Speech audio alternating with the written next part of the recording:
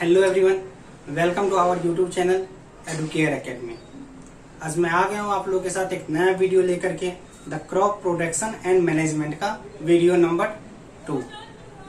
ठीक है, इससे पहले वाला वीडियो पार्ट 1 में हमने देखा था कि एग्रीकल्चर क्या होता है, राइट, क्रॉप प्रोडक्शन कैसे किया जाता है, उसके पीछे का शुरुआत कैसे हुआ, हिस्ट्री क्या था। उसके बाद हमने कुछ इम्प्लीमेंट देखे थे, कुछ इंस्ट्रूमेंट देखे थे जो हमारा एग्रीकल्चर में यूज होता है, राइट। अब हमने इंस्ट्रूमेंट देख लिया। आज हम डिस्कस करेंगे क्या क्या काम कोई भी जो फार्मर होता है, एक एग्रीकल्चर हमारे घर में अगर देखे, हमारे घर में क्या पहुंचता है, चावल पहुंचता है, आटा पहुंचता है। तो क्या होता है, वो आटे के फॉर्म में होता है। लेकिन आपने कभी सोचा वो आटा आपके घर में आया कैसे, उससे पहले कितने प्रोसेस होते हैं, राइट। उससे पहले आप आटे से पहले देखो तो गेहूं होता है, गेहूं से पहले वो प्लांट होगा, व्हीट प्लांट होगा, उससे पहले एक खेत तैयार किया जाएगा, उसको पानी दिया जाएगा, मैन्योर दिया जाएगा, खाद दिया जाएगा, सारा प्रोसेस होता है। तब आपके पास आता है वो आटा एक फिनिश्ड प्रोडक्ट के फॉर्म में, राइट। या फिर चावल, किसी का भी एग्जांपल ले लो। तो क्या क्या जो फार्मर हमारे होते हैं वो क्या क्या स्टेप्स करते हैं, क्या क्या प्रोसेस इन्वॉल्व होते हैं उसके अंदर, उसके बारे में हम बात करेंगे, राइट। पहला हमारा जो है agriculture practice, right. Agriculture practice होता क्या है, the all those activities which are perform by a farmer to produce their crop. ठीक है, वो सारे काम जो फार्मर के द्वारा किया जाता है अपने क्रॉप को प्रोड्यूस करने के लिए, उसे हम क्या बोलते हैं, एग्रीकल्चर प्रैक्टिस, राइट। और इसमें अगर मोटे मोटे तौर पे देखें तो सबसे पहला जो प्रोसेस होता है प्रिपरेशन ऑफ सॉइल। ठीक है, मिट्टी को तैयार करना। आप अगर गांव कभी गए होंगे या कहीं खेती देखा होगा तो वहां पहले क्या होता है, मिट्टी तैयार किया जाता है कि कैसे खेत के अंदर हम कैसा क्रॉप डालेंगे।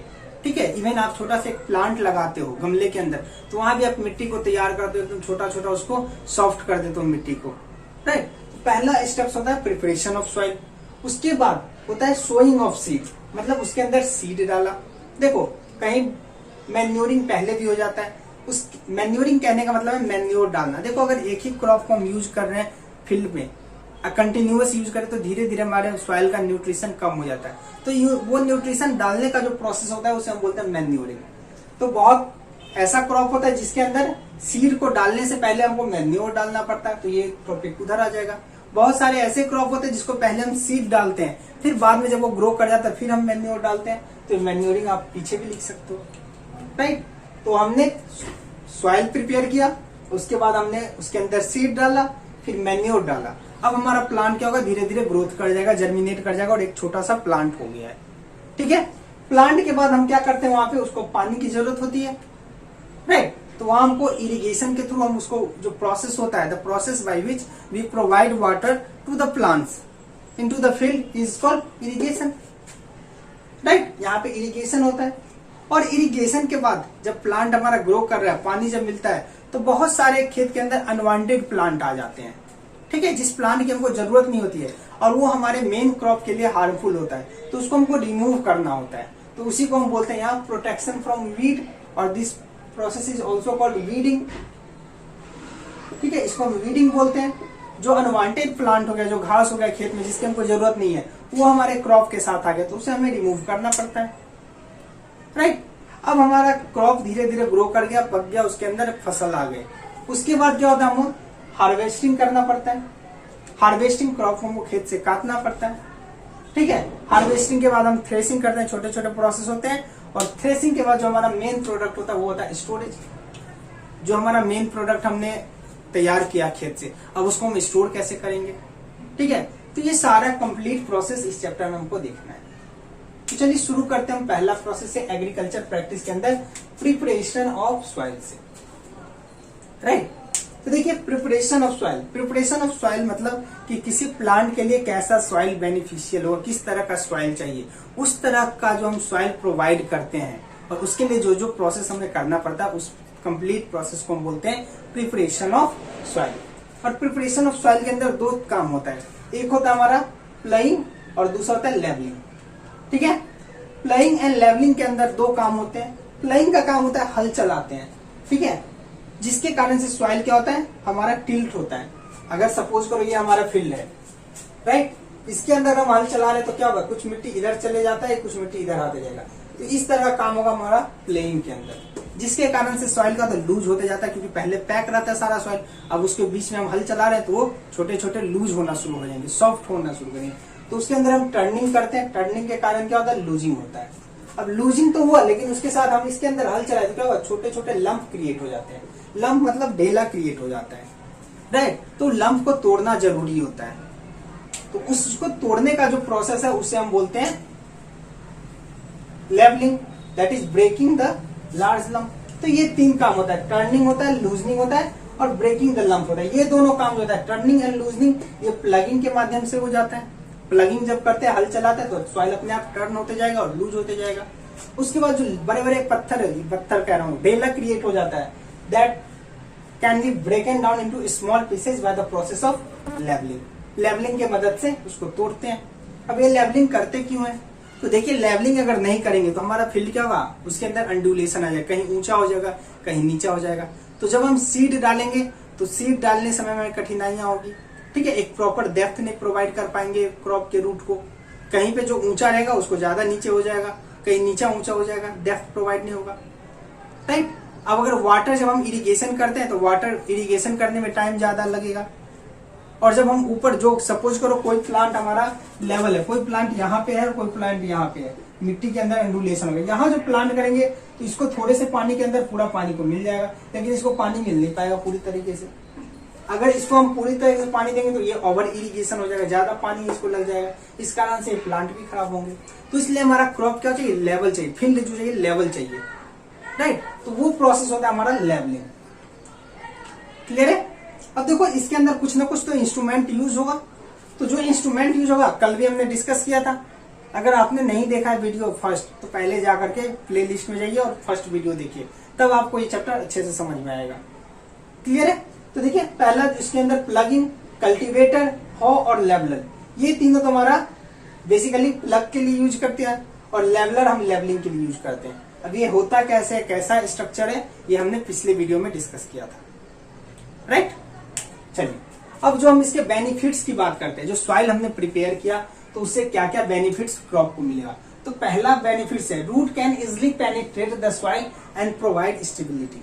देखो पहले एक अगर कठोर हमारा सॉइल हार्ड होता तो रूट जो होता है जब हम सीड डालते हैं और उस सीडलिंग में कन्वर्ट होता है तो उसमें बहुत कमजोर होता है, और अगर हमारा सरफेस हार्ड है तो उसको पेनिट्रेट नहीं कर पाएगा, नीचे जा ही नहीं पाएगा, राइट। तो वहां जर्मिनेशन तो हो जाएगा लेकिन हमारा प्लांट तैयार नहीं होगा। लेकिन अगर हमारा सॉइल सॉफ्ट है तो वो जो सीड है वो आसानी से नीचे चला जाएगा, उसका रूट आसानी से नीचे चला जाएगा, और अगर नीचे आसानी से पहुंच गया, प्रॉपर डेप्थ पे पहुंच गया, तो वो विथ स्टैंड कर सकता है, एकदम खड़ा सही तरीके से रह सकता है। आंधी तूफान अगर आ रहा है या पानी ज्यादा पड़ जा रहा है तो वो उसके रेसिस्टेंस में खड़ा रह सकता है। अगर हमारा रूट ज्यादा नीचे नहीं गया है और थोड़ा सा आंधी तूफान है वो टूट जाएगा, गिर जाएगा। तो ये क्या करता है, पहला जो कह दिया स्टेबिलिटी प्रोवाइड करता है प्लांट को, राइट, क्योंकि रूट ज्यादा पेनिट्रेट, ज्यादा गहरा गया।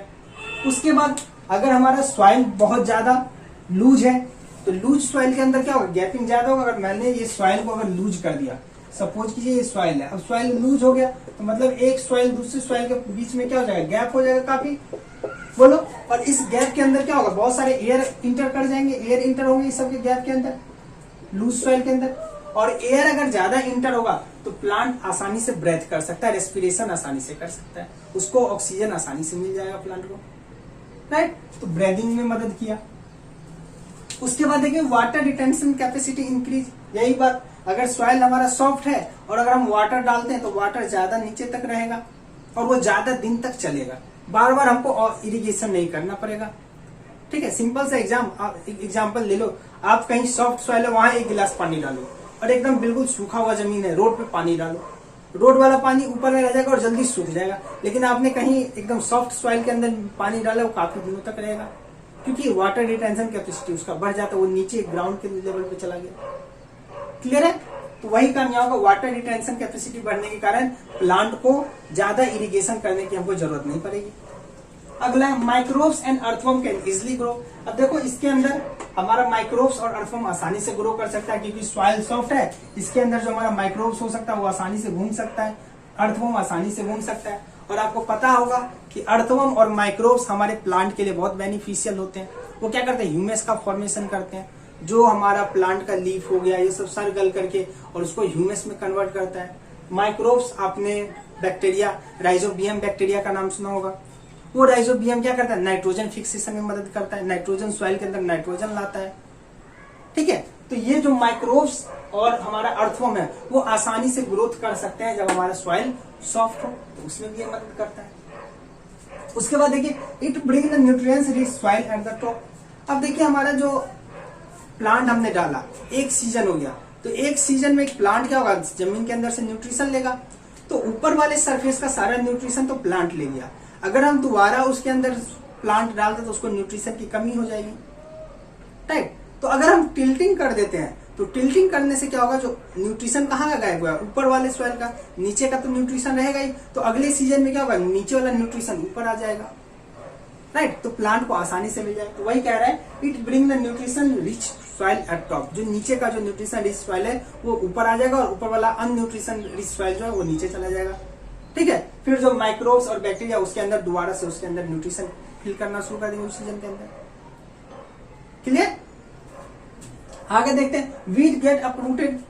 अब देखो, वीड जो होता है हमारा, वीड क्या बोला, अनवांटेड प्लांट। अनवांटेड प्लांट क्या हो जाएगा, हमारा क्रॉप्स के साथ जब हम प्लगिंग करेंगे तो वो अपरूट हो जाएगा, उखड़ जाएगा, और उसको हम धूप के अंदर छोड़ देंगे, वो क्या हो गया, सूख गया, और सूखने के कारण वीडिंग का प्रॉब्लम हमारा खत्म हो जाएगा कुछ हद तक। क्लियर? तो ये था हमारा प्रिपरेशन ऑफ सॉइल। हमने देखा प्रिपरेशन ऑफ सॉइल, उसके अंदर एक होता है प्लगिंग होता है, एक होता है लेवलिंग होता है। उसके अंदर काम क्या होता है, turning, loosening and breaking the lump, right. Instrument use करते हैं, प्लग, कल्टीवेटर, हो और लेवलर। उसके बाद हमने यहाँ कुछ बेनिफिट्स देखा। तो हमारा खेत मतलब सॉइल तैयार हो गया, अब हमें उसके अंदर सीड डालना है। तो सीड डालने का जो प्रोसेस था उसको हम बोलते हैं सोइंग। ठीक है, the process by which the seed can be placed into the soil is called sowing. Clear? अब सोइंग हमें पता चल गया। ठीक है, तो जब हम सोइंग करते हैं, खेत के अंदर सीड डालते हैं, तो हमें कुछ बातों का ध्यान रखना चाहिए, राइट। सबसे पहला बात क्या है, seed should be good quality and healthy. Seed जो हम खेत के अंदर डाल रहे हैं वो अच्छे क्वालिटी का होना चाहिए, ठीक है, हेल्दी होना चाहिए। उसके अंदर मॉइस्चर का अमाउंट प्रॉपर होना चाहिए। अगर मॉइस्चर नहीं है, अगर सीड के अंदर बहुत दिनों से ड्राई पड़ा हुआ है, तो उसको क्या करें, हम पानी के अंदर डाल दें, पानी को सोक करने दें, ताकि वो जर्मिनेशन में आसानी हो सके। क्योंकि आपको पता है हर सीड के ऊपर क्या होता है, एक आउटर टफ कवरिंग होता है, उसको तोड़ना होता है सीडलिंग को। तो अगर सॉफ्ट रहेगा तो वो आसानी से टूट जाएगा। तो इसलिए देखते हो कि बहुत सारे सीड को पहले खेत में डालने से पहले उसको फुलाया जाता है, पानी के अंदर डाला जाता है, ताकि पानी वो सोक करे और आसानी से जर्मिनेट कर जाए, राइट। दूसरा है प्लांटेड एट प्रॉपर डेप्थ। जो हम सीड को प्लांट कर रहे हैं उसको प्रॉपर डेप्थ पे प्लांट करना चाहिए। क्यों?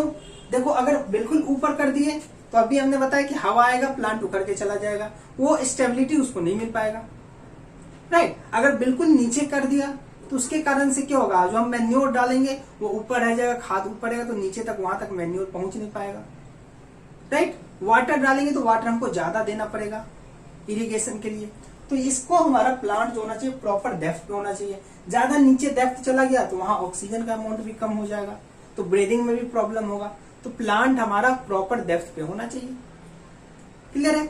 उसके बाद है planted at proper distance. Proper distance पे भी होना चाहिए। मतलब ऐसा नहीं होना चाहिए कि एक जगह पर बहुत सारा प्लांट हमने डाल दिया, ऐसा नहीं होना चाहिए कि यहाँ पे हमने बहुत सारा प्लांट डाल दिया और यहाँ पे बिल्कुल प्लांट ही नहीं है।